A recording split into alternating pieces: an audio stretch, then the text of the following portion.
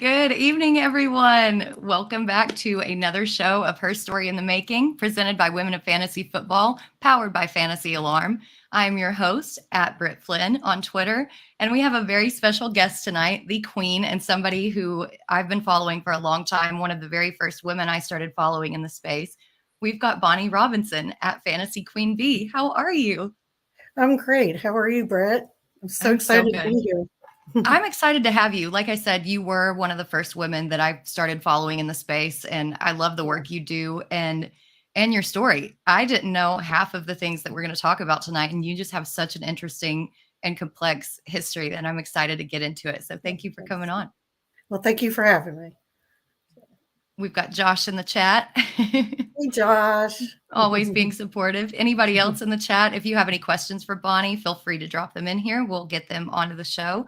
But we're going to go ahead and dive right in here. It seems that you kind of got started playing fantasy football a little bit by chance, but got really good really fast. So tell us a little bit about your first experience with fantasy football. Well, I was invited to a fantasy football league as a last-minute replacement. Um, I didn't even know there were fantasy football leagues, but I was invited because it was a work league, and they knew that I watched a lot of the NFL. So, but I had no idea what all went into it. You know, like things like I didn't know all the players aside from the household names, and things you had to factor in, like whether it was a home game or an away match, on the road. Um, like the home away splits for quarterbacks and the cornerback wide receiver matchups. I had no idea about any of that stuff. I was just like, shouldn't I just put in the best running back I have? No, you don't want to do that against fill in the blank, Yeah. So, but yeah, I'd say through the first part of the season, I was in dead last, and I'm very competitive and I hate to lose. So I really, really applied myself. And that's another thing about me is if I do something, I don't do it half-heartedly. I do it wholeheartedly, and so um, so I applied myself and did some research, and I ended up in fifth place. So I moved up all the way from last to fifth. But then the following season in 1998, I won my very first league the following year. So I had drafted Terrell Owens as my first round pick. It was 1998, and that, and then I was addicted, and that's it. There was no And looking back. Then I was addicted. no, you get that first taste of victory, and especially being a competitive person, it just Mm. it sticks with you. Was that league a redraft league? Was it dynasty? How was that format kind of set up? It was a redraft league. It was a Okay. redraft league, and then the following year I was in two. I think it was two redrafts, and then I think like the third year or something like that, I got into an IDP league, and I was in IDP leagues for the longest time until that one fell apart, and then IDP was not very fashionable back in the early 2000s. So, and it is a lot more players to keep up with and stuff like that. So if you don't have the time, I don't recommend it, but I do like the extra uh, element, that aspect to it when you have to follow the individual defensive players. So And it's such a different scheme, because you don't necessarily want the best defensive player like you do with, your positional players, like your wide receivers, your running backs. You want the guy who's going to be out there on the field all the time, who's going to get the most tackles and things like that. So it is right, a I totally used to different draft a strategy. lot of linebackers just for that reason, while everybody else is drafting corners and all that. I'm like, no, no, no, no, no, no, you get a point per tackle, so why wouldn't you? So. And you're ahead of the game both in joining an IDP league early and also getting ahead of how to be good in IDP early, which is why you are Fantasy Queen Bee and uh, got dubbed the queen. I did um, get dubbed the queen, but that's not self-appointed moniker. It's it was given to me basically by by a league mate who kept calling Well, me the queen. So, it's very fitting. It is. well, thank you. And part of the reason why it is very fitting is because aside from fantasy football, you have a really interesting backstory in sports that not a lot of people know about. You were a beat reporter for NASCAR, which is so cool. What was it like kind of as a beat reporter? And could you share some experiences with that? I thoroughly enjoyed that. I was already into NASCAR, of course, before I was given that assignment. And I was a big fan of Dale Earnhardt Sr. So it was great because I was going to free races all around the region, getting things like pit passes and the winner's circle passes and stuff like that. And you would just before the race, you just walk around and just walking around with all the drivers and just talking to them and talk, hey Faith, and talking to the pit crew leaders and all that. Hi Wendy, some of my favorite girls are here, so I'm glad to see that. So, but I have a funny story that relates to NASCAR. Like I said, I was a big Dale Earnhardt Sr. fan. I guess you could even say I had a little crush on him. And why would you not? That mustache? Oh my God. But the very first time I met him, it was at a race. I don't remember where it was, but he had wrecked early. And next thing I know, I see him coming down from the bleachers carrying his then 3 or 4-year-old daughter in his arms. And I'm like, oh my God, there's Dale. Like I said, this is my first time meeting him. And so he was coming in my direction. So I stopped him and I said, and I called him Mr. Earnhardt. Mr. Earnhardt, could I get a picture of you? And you could tell he was not in a good mood. He had just wrecked it, and he's like mumbling. He's like, yeah, but you gotta, I'm in a hurry. We're going on vacation and I want to get a head start. And I'm like, okay. So he kind of didn't stop. He like stopped for like half a second, but like stopped, but like kind of kept walking. So I took a picture of him really quickly. And then I realized when I got the pictures developed, because you had to get them developed back then, I had cut him totally out of the picture, and I got a great picture of his daughter. There was no time to focus. No time to frame the shot. He was moving, so I just like took a picture and like hoped it, So, but since then, I got plenty other pictures of him, and got to talk to him several times throughout my stint as a NASCAR beat writer. But I thought that was a funny story. I It was do totally love that. Fangirling, it was a fangirl moment. It was like, oh, so. Well, as it should be when you're meeting Dale, Yeah. But you said that you got pictures with him at a later date. How long did you report for NASCAR? Let's see. Well, I actually did. I'm sorry. I didn't mean to lead you astray. I didn't actually work for NASCAR. I reported on NASCAR for a local newspaper. Okay. I probably should have rephrased that better, but no, I think I said it wrong. But anyway, yeah. No, I think I did that for probably about 2 years or so. And then I left that paper for another job. And also too, after Dale Sr. passed, I really didn't follow NASCAR like I did before. I was just he was my hero, and it was crushed, and I was crushed. It just wasn't the same for me after that. So, and that is understandable because he was such a mammoth in the sport. Yeah. And just still to this day, his legacy is just he's infamous, and it's so awesome that you got the opportunity to report on him and to meet him and interact with him. And that's just so cool to me. And another thing that's amazingly cool to me, I'm squealing internally, is that you also played darts competitively. Yes, How did you begin playing and get on the circuit for that? And kind of what was your experience as far as that? Well, I first started playing when some of my I used to work in Atlantic City at the casinos, and a bunch of myself and my coworkers went out and we went to a bar, and they had darts there, and somebody said, "Hey, let's play some darts," and I'm like, I don't know how to throw darts, And again, here's the competitive side of me.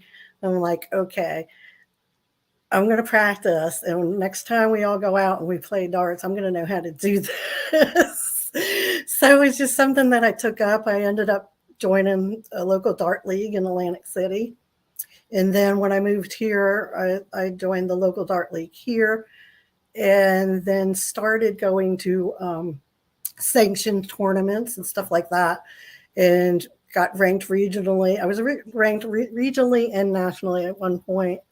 So, but yeah, it was pretty fun. You How meet does a lot of that people. how does that circuit work? Is it like on a monthly kind of seasonal basis, or is it kind of semi-year round? What's the touring schedule like when it comes to darts? Well, you can go to tournaments all over the country. In fact, they have big tournaments out in Vegas that I went to twice. But each tournament, depending on the payouts of the tournament, you would get so many points if you won an event, and that's how you got ranked. So the more tournaments you went to and the more tournaments you won, the higher you would rank, you know. So, I mostly went to regional. I did go to some nationally, that was nationally sanctioned and stuff like that. So, but it's to be ranked like that, and it takes a big time commitment. It's like anything else; you have to practice to be good at it, and and it's not like riding a bike. Believe it or not, you can't just pick up darts. Like I haven't thrown now probably in over 10 years. It's not like riding a bike. You can't just pick up darts and think you have it. You might be you're probably better than somebody who never threw a dart in their life. But it is something that it's going to, it's muscle memory and stuff like that. So, but yeah. Well, I think Josh said that he's going to need you to make an appearance at the expo and school us all in darts. So get polished up. We're going to be expecting some darts at the expo. Got to knock all the rust off. Yes. I have no doubt with your competitive nature, and you're just going to show up and school us all. And then we're all going to be left in shock. And I love that so much. But kind of switching gears here a little bit, you've played fantasy football since 97. You've done NASCAR, you've done darts. When did you decide that you wanted to cross over from a fantasy football player to a content contributor? And how did that change kind of evolve? Well, I, joined Twitter, and I joined Twitter mostly at first just to get player news, and we had a league where waivers was first come, first serve. So, and Twitter's the first place to get, you get the news the fastest. So that's how I first joined Twitter in the community.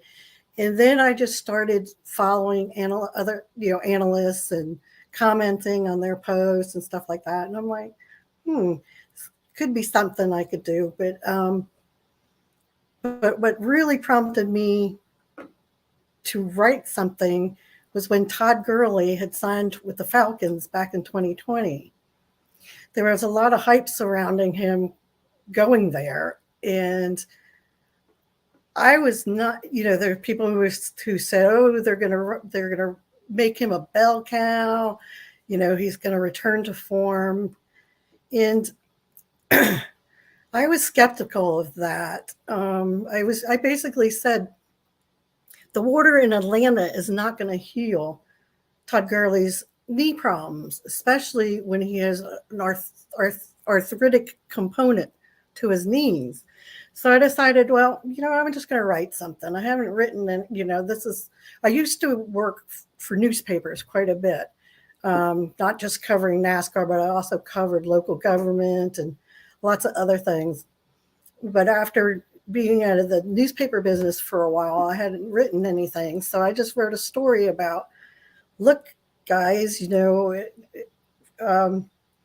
has been shown that these injuries, can affect, their speed, their ability, their, how they cut and stuff like that. And I'm like, if y'all think he's a first rounder in his first season with Atlanta coming back from injury, I'm like, you're crazy, basically. And so I posted that story on Twitter. And then a couple days later, I was contacted by a site called For Fantasy's Sake, and they asked me if I wanted to write for them. And I said, yeah, I would love to. So that's how I got started. And then I wrote for them for about a year. And then the following year, I joined Fantasy Pros. And I was recruited by the legendary Lauren Carpenter, stepmom Lauren. Oh, it all comes full circle. I love that. Yep. Lauren was on the show probably about a month or so ago. So I love that this space has just kind of, we're all a big happy family, and we all come from different backgrounds, and our love for football is what keeps us, linked and keeps us together. And I just think that's so cool how everybody from a different background can end up, meeting each other and ending up being friends in the space. And that's what's so cool about it. So what is your favorite content to produce? If I had to guess, I would say writing after your experience at a newspaper. But what's your favorite type, and how do you approach different kinds of media? My favorite type is writing for sure. I mean, that's basically my forte. So I don't do a whole lot of podcasts. A couple of reasons. One, the Wi-Fi here in Western North Carolina isn't very good. It's pretty poor. And I'm a private person, and I'm a little self-conscious. So I just don't do a lot of them. But that's something that I want to start doing more of. And I think the more I do it, the less self-conscious and stuff like that I'll be. So, Podcasting is a totally different form. And I feel like sometimes when you're writing, you have a different voice than when you're podcasting. And it's when you're doing all this content at the same time, it can be difficult to switch over. So, and it seems like everybody that I've interviewed, their favorite form is podcasting. So it's interesting to hear from somebody who's on the opposite side, because I fall on your side. I prefer to write and be in my little hobbit hole and get my thoughts together first. But I do think the industry is trending towards more podcasting than it is, websites and articles and stuff like that. So it's something, if you're going to, you have to stay, if you want to get ahead of the curve, I guess you can say, it's something that you definitely have to look into and do. So. Yes. And the technology aspect of getting the right equipment, getting the right setup, if your podcasting is an entirely different thing than writing, and just having a good laptop and a good word processor, it's kind of an entirely different thing. But Josh, as always, being so supportive. Don't be shy, Bonnie. We've had you on our show before, and you were great. And you've been great on this show. I was one of their game nights, and it was funny. It was hysterical. They're a riot. We didn't really talk much fantasy. We just did the game show, and it was hilarious. And Josh is great. Yeah. He's great for making people feel comfortable anyway. So that is absolutely true. I would not be here doing HERstory if it were not for Josh. So big shout out to Josh. Yeah. But you've talked about so many great moments of your career, from meeting Dale Earnhardt to going to Vegas to writing for Fantasy Pros. Is there a favorite moment in your career? And can you share a little bit about what it is? Well, which career are you talking about? just overall, in sports in general, is there a favorite moment that you've got? Well, favorite moments, well, a highlight, of course, would be meeting Dale Earnhardt. When you get a chance to meet your hero, I think there's nothing else like that. So, but as far as like with being a fantasy football analyst, I would say my favorite moments are when I get messages from followers and supporters saying, hey, I want you to know I won my league and it was thanks to you and stuff like that. Those are knowing that I helped somebody win their league, those are my favorite moments to me. So. I completely agree. And that's kind of what makes it all worth it, is to know that your advice helped somebody, bring home a championship, that your advice helped somebody win a matchup. But on the flip side of that, there are always those detractors that you made the wrong choice for me. Such and such got injured and you told me to play him, blah, blah, blah, blah, blah. And those can be very challenging, especially to us as women in the industry. So what challenges did you face early in your career, not only being relatively new to the space, but specifically as a woman in a predominantly male field? Well, I think when I first started off, wanting to prove myself, I think I came off a little. I could have come off a little strong, and I rubbed some people the wrong way. But I don't think I did anything that a man, or said anything that a man wouldn't have in the space. I think there's a bit of a double standard there for that. I think assertiveness is generally accepted more when it comes from a male in this industry, But I do remember that I had one of my followers who admitted to me that he used to be sexist when it came to females in this industry. And he said, and I always answered his questions about start sits. And he said, I helped him win a league this year. And because of me, it's changed his perspective of females in this industry. So that's something that's really rewarding and gratifying. Because in a way I feel like, that helps us females in general, when we're out there giving good advice and helping people to win their leagues. So, but I'm lucky though. I don't think I've ever had anybody who was just so terribly awfully rude. I know I had somebody one time say something that was like a little rude to me, and I said something to him like, really, you've never talked to me before or something like that, and that's the first thing you're going to say to me, or something to that effect. And they backed off right away and said, oh, sorry, you're right. And but so I'm lucky in that sense. But I've seen some of the things that females in the industry are sent and DM'd, and it's just atrocious, and I don't understand it. I really don't.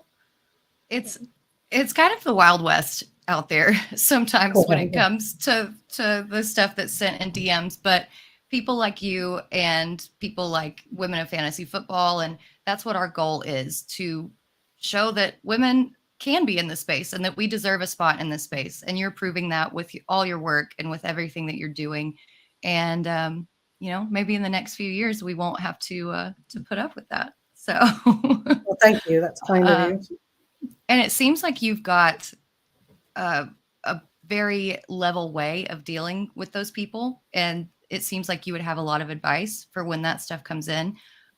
So what kind of advice would you give to somebody who's trying to make a career in the space, somebody who's just starting out? Just what little things did you wish that you knew when you started? Well, one thing I would say is engage with your followers or people that comment on your posts.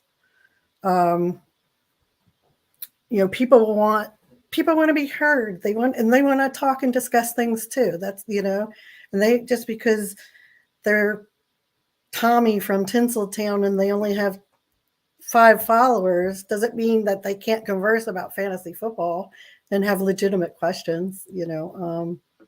I also think I would say to support other content creators.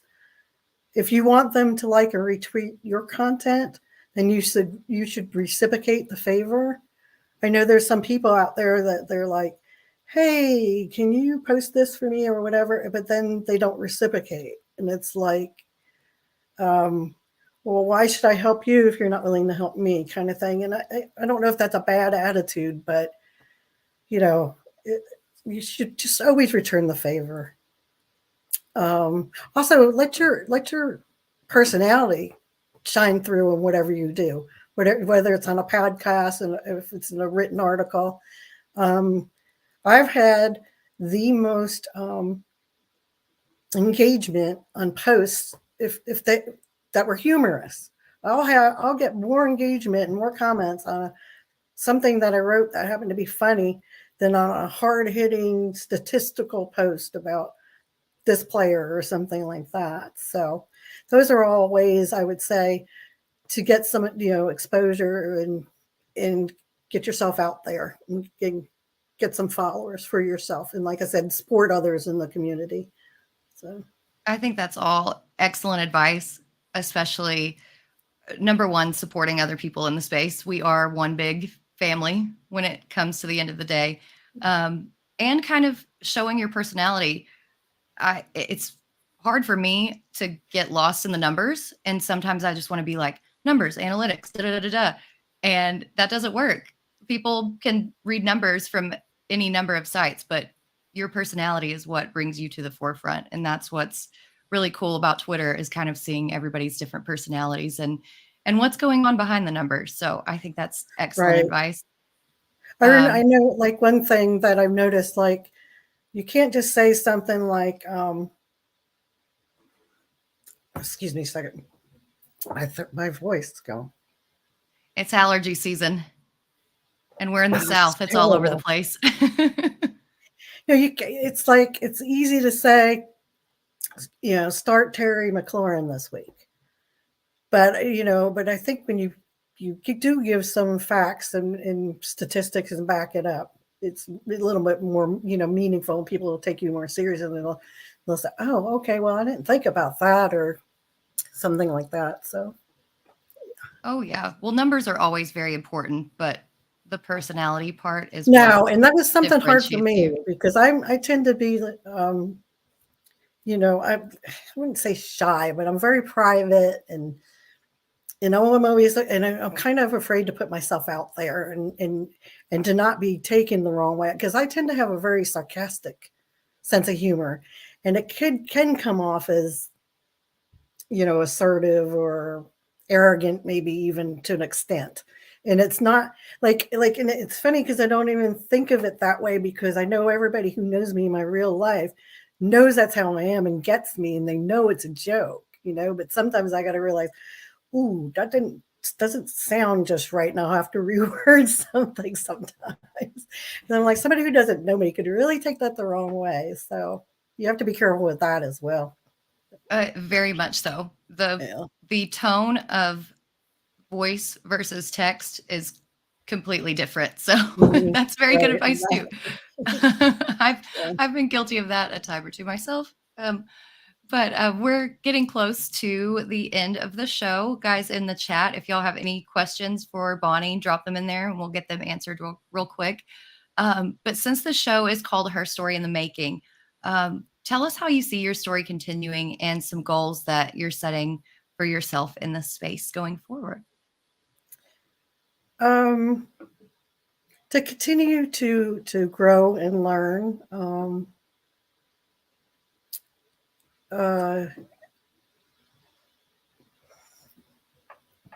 Expand. Of course, I'd like to expand my reach, but also,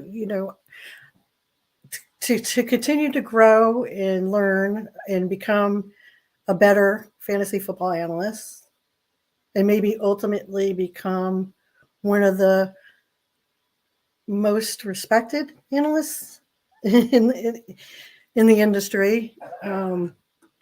I also said, like I said, I would like to start getting into the podcasting a little bit more, expand myself there with that. That's, I guess, just branch out in that way. I love that. Always growing, always changing, always getting better. But we love you regardless. So don't ever change in that regard. But we do have a question in the chat from Mr. Scampers. What are some of your favorite league types and settings? Hello, Mr. Scampers. I like Mr. Scampers. He seems to follow Follow me around. I love that.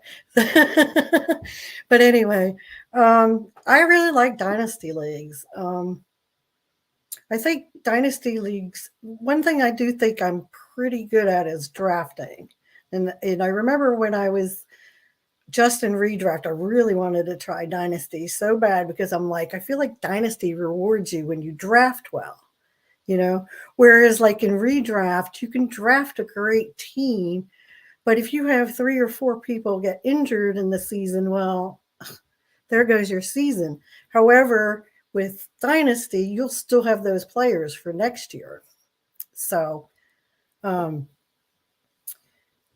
far as settings, I do like tight end premium leagues a little bit, especially, but it's kind of hard because it's the talent at the position has been a little scarce in recent years. I'm excited about the upcoming draft since the rookie, the tight end rookie class is very promising this year. I don't know why, but I don't like Superflex. I don't know why. I guess I just kills me if I have to start somebody like Baker Mayfield, Yes, I do. Raise your hand if you were victimized by Superflex leagues last year. Yeah, I think a lot of people were. We had a lot of quarterbacks injured last year. It was crazy, Yes. And then we've got one more from Wendy. What ratio of redraft versus dynasty do you play? Let's see. I generally play in about 7 leagues. I tend not to do more than that because I don't like to spread myself out too thin. I like I said, when I do something, I like to commit to it, take it seriously, and I want to do my best. I think when you're in too many leagues, I think you're doing those leagues a disservice because there are people who are counting on you to keep up with your team, set the best lineup, because they need you to win matches so they can advance and vice versa, So I tend to do, let's see, right now I'm only in 2 dynasty leagues. I was in 3, but one fell apart, unfortunately. But like last year, I did drop down and I had 3 redraft leagues and 2 dynasty leagues. So I think that's great advice. And I need to take that from you because I've overextended myself in years past. And it's every team suffers. It's not just that one team suffers. Your entire just range of teams suffer. So that's great advice. Great story. Everything that you've shared today, you're wonderful. We love having you on and we so appreciate having you. But tell us a little bit more about your work and where people can find you as we're wrapping up. Okay, well, you can find me at Fantasy Pros and also at Fantasy Queen Bee on Twitter. Right now, I am taking a little bit of a sabbatical. I usually take the early part of the off season off just to regroup and refresh, and also we're in the middle of a kitchen remodel, so that's another reason why I'm not really writing so much. I'm not even tweeting that much, but I tend to get back into that. Hopefully, either right before the NFL draft or soon afterwards. So. Well, we really look forward to your upcoming content for this season. Thank you so much again for coming on. We love you. You are our queen. Thank you guys, everybody who tuned in Thanks, to everybody. HERstory. And join us next Tuesday. We're kind of going on a back-to-back schedule this week as April ramps up. So check us out at 8:30 Eastern, same channel next Tuesday, and we will see you guys then.